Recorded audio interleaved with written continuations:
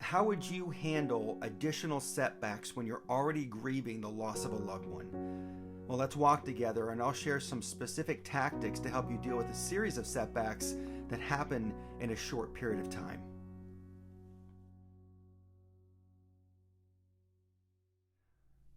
Hi friend, welcome back to Grief Questions Answered. I'm Eric, and it's my goal with these videos to share everything I've learned about how to survive, find the support in the loneliness of grief, and how to intentionally get back up and live beyond the loss of a loved one. If this grief tip doesn't help you today, I am confident it can and will help you at some point in the future. So be sure to save this video to watch later on. And if you haven't done so already yet, click that subscribe button down below, as this is one of the best ways to get notified of new videos just like this and to show support for the channel. Let's go ahead and dig into today's question, and it comes from Candice, who, when faced with multiple losses that were back to back, asked me, how am I going to handle all of this at one time?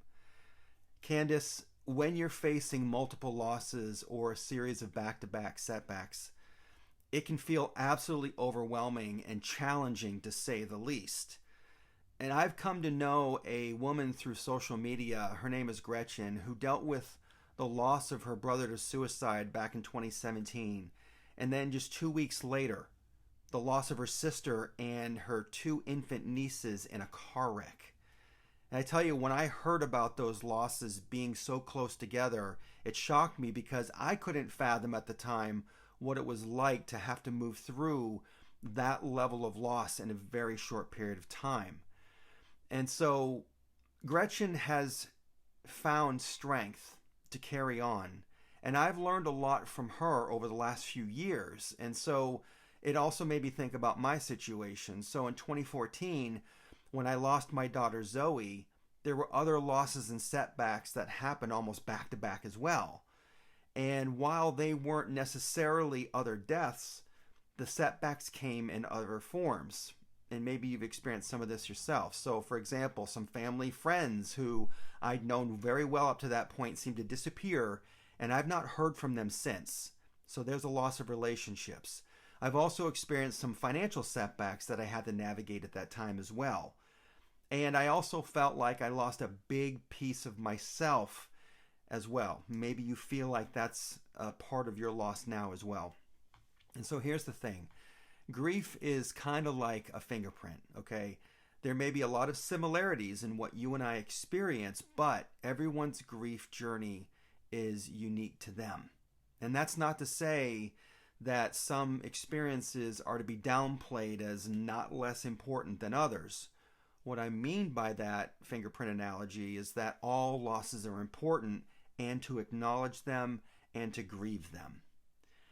Navigating multiple losses or setbacks at a time, I believe, is only accomplished one step at a time, no matter what journey you're on and what's happened. And as I've said in the past, you can't change what happened, unfortunately, but you can change what happens next for yourself, and that's really important. And so if you're dealing with multiple losses or setbacks at the same time, there are 3 ways that you can take the very next step that's in front of you. Now, the first way is to grieve the way you're going to grieve. It's absolutely okay to acknowledge your feelings as being a part of what makes you human, so that you can let yourself grieve in your own way, and most importantly here, at your own pace. Another way is to reach out to family and friends, your counselor or coach, or someone, a support group even, so that you can connect to people and to the support system that works for you. And it's so important to establish a support system so that you can share your feelings with others who understand what you're going through, and so that you feel less alone, which is really important right now. And finally, taking care of your physical and emotional well-being is so essential. If we want to navigate our grief and to feel not stuck, it's essential to take care of yourself so that you can keep moving through your grief. And that means doing what you can in terms of eating as well as possible, sleeping as much as you can, and even doing some light walks. because that will tell your brain that you're not stuck. And it's easy. You have to remember that it's okay to take care of yourself at this point. It's been close to 10 years since I lost Zoe, and I've come to realize that setbacks are just a part of life. I had to grieve the way I needed to grieve through all of those challenges, 10 years ago all the way up for the last 10 years. I've built a support system that worked for me, and I took steps to help me navigate my loss so that I could keep moving forward and ultimately honor Zoe the best way I can, which is now helping other people through their grief. And so the only way that I could find meaning and new purpose was to take one step at a time. That's all we can do. And so remember, you can't take all the steps at the same time. You can only take the very next step that's in front of you too. So for you, Candice, and anybody watching this video, what is that very next step for you right now? As always, I hope this helps some. Do you have a question about grief that I can answer for you? Let me know in the comments below. By the way, don't forget to join us for the next Emotional Relief Workshop.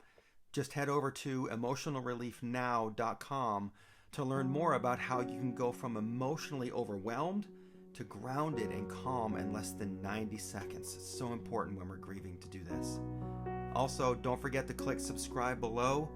Let's walk together, and I'll see you in next week's video.